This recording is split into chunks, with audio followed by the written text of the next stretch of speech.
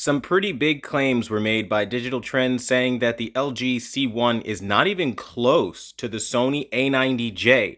Now, for those who are not new to this channel, you know I'm a reviewer that has reviewed both of these TVs, and I want to provide a little bit more balance to the commentary on what these TVs are and are not capable of, so that you have a real world understanding of what both these TVs are and are not going to do for you. So I'm going to be going through the list of things that the C10 has that the Sony doesn't have, and we're just going to be kicking it off right now.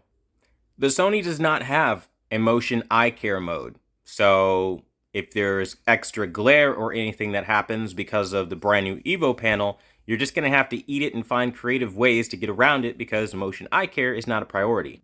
The Sony A90J does not have a reduced blue light filter, which in many situations for those without experience calibrating white balance and color temperature gives you essentially for LG a warm 3 equivalent. What this means is it pushes you closer to D65 white point when you have a really cool color temperature. So by default, older LGs default to C20, which is really a cool color temperature. And in general, most TV and TV manufacturers like making TVs very cool out of the box, and especially in the normal user modes like standard and vivid. So if you want to get around that, you have to use something like a blue light filter if you can't calibrate the white balance or do it yourself. Most people aren't going to calibrate. I'm realistic about that, and I understand that. This is a clutch feature, and it saves a lot of experiences, honestly, if I'm just putting it out there. So that's one of the big negatives that Sony doesn't have. You're going to have a lot more experience to get the picture you want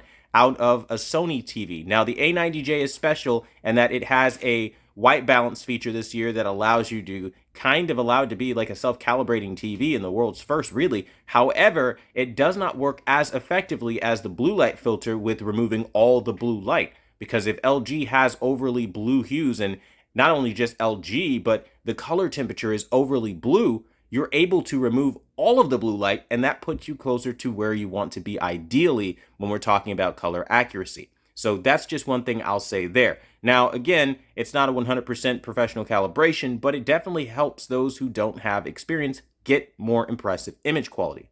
Now, this might sound silly, but the Sony A90J also doesn't have any kind of motion adjustment presets anywhere close to what LG has. So, you know, you only have basically custom and auto, but you don't have cinematic movement, natural, smooth. These are basic things that most TV manufacturers understand and know to put in a TV because common sense tells them that most people probably have different preferences in how they like motion represented.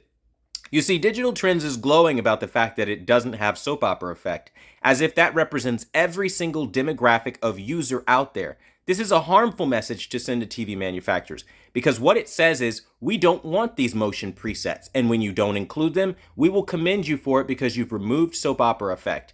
These guys are trying to single-handedly kill off these features out of televisions. Sony is the first brand to basically remove most of their presets and get away with it without any widespread scorn or ridicule for taking something away and charging a lot more for it. Simply put, LG is ahead of the curve in terms of motion, and it doesn't just stop there. Motion fluidity on the C1 is head and shoulders better. It is a day and night better experience. Because they have such weak motion processing capabilities on the Sony this year, for whatever reason, you run into a lot of judder and panning shots. I don't care what you're watching. If there's fast panning or slow panning action, you will eventually see a substantial amount of judder that will be very, very uncomfortable to look at. So these motion presets come in for the clutch. And for those who don't like the so-called soap opera effect, cinematic movement on the C1 is, again, still better than anything that Sony has to offer on the A90J. Sony has zero AI processing controls for you to go in and choose how much of the processing you do or don't want. I think this is a nice feature that LG gives you. You can choose if you want the AI picture processing to work or not. You can choose if you want AI brightness levels, which in fairness does work a lot like light sensor on the Sony, but in the same way it also doesn't, because you get things like their kind of really refined Dolby Atmos experience, not Dolby Atmos, the Dolby Vision experience with the HDR. It's really incredible when you use it. And honestly speaking, genre selection, refining colors, AI Sound Pro, all of it is a really good addition. Now, Sony speakers are absolutely incredible, but honestly, the LG C1 kicks really, really hard. It has bassy lows, and honestly speaking, it's going to be really hard to justify one over the other.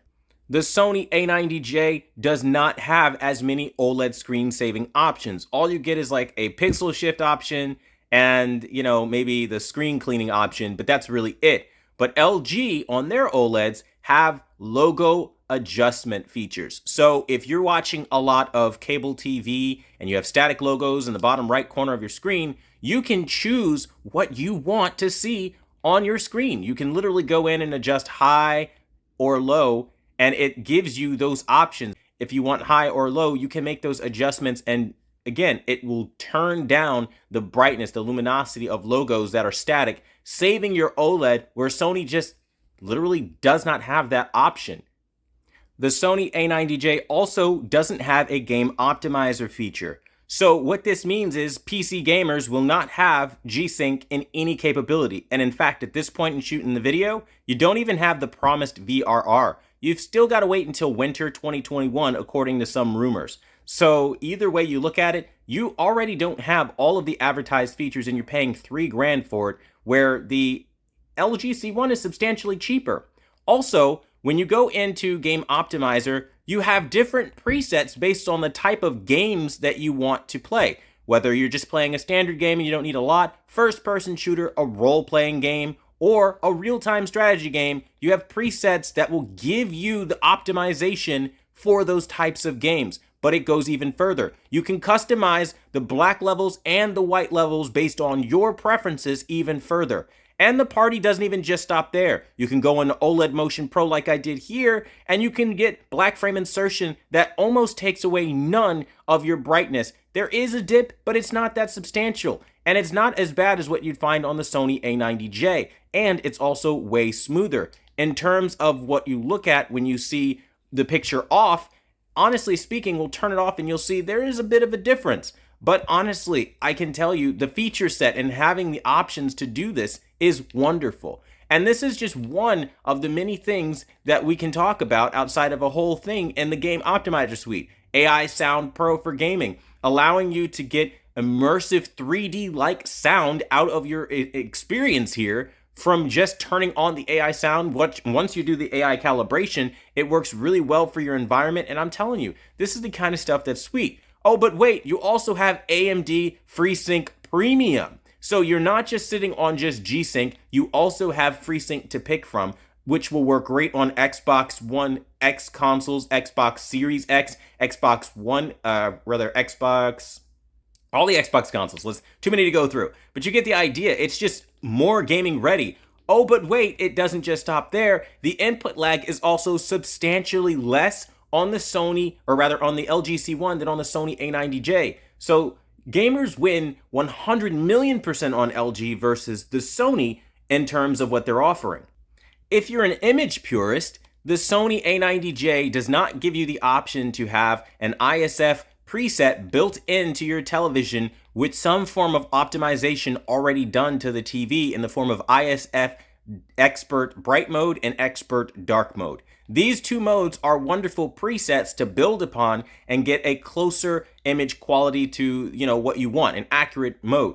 Now, you do have IMAX on the Sony A90J, which is fantastic, and the screen quality is beautiful on the Sony A90J. But to say something like it's not even close in the thumbnail and that the LG C1 basically is just fodder in their opinion as far as how they went about reviewing it, it doesn't provide that fair commentary that you, the viewer, you, the buyer, actually needs.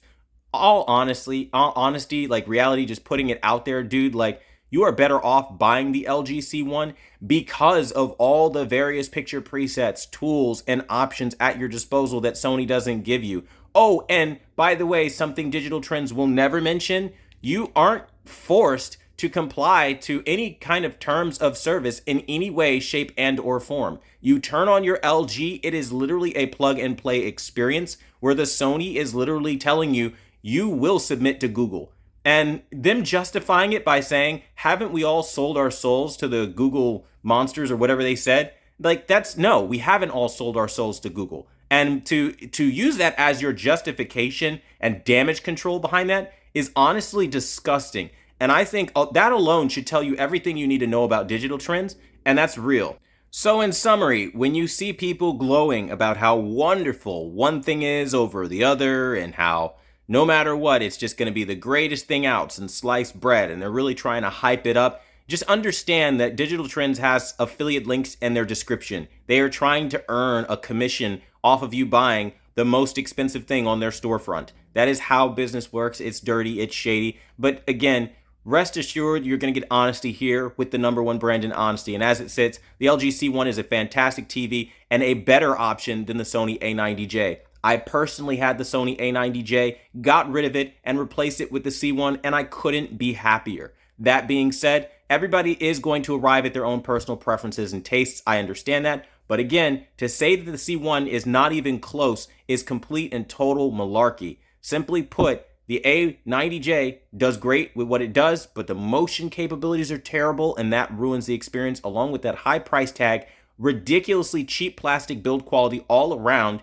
And by the way, if you don't believe me, the A80J is more premiumly built than the A90J. They have the XR logo on the back and everything, and even different ways you can position the feeding and have a more narrow kind of profile for a media console. Like, I could go on forever about how the A90J is just a disgustingly overpriced product for no reason, but I'll leave you with this. If you want it, buy it, but if you want the best value for your dollar and still get a big advantage over the A90J, then get the LG C1. Thanks so much for watching the #1 brand in honesty. This video was not sponsored in any way by anyone. This is just honest information you deserve to hear. Until the next video, I'll see you guys later.